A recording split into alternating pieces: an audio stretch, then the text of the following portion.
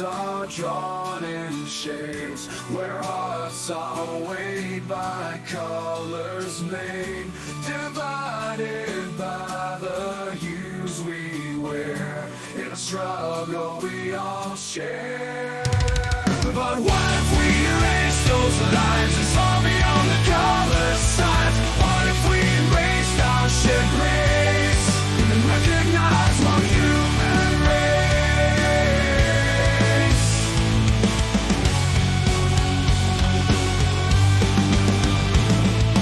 In the battlefields of prejudice, where ignorance and fear persist, we long for peace, a common ground where understanding can be found. So let's erase those lines we draw and realize that we all belong to a tapestry of unity where love transcends diversity.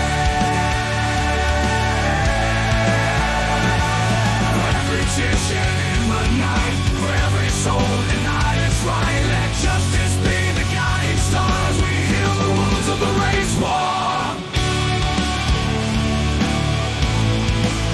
And let's erase those lines we've drawn and celebrate what makes us strong. Our differences, our unity, in the beautiful tapestry of humanity.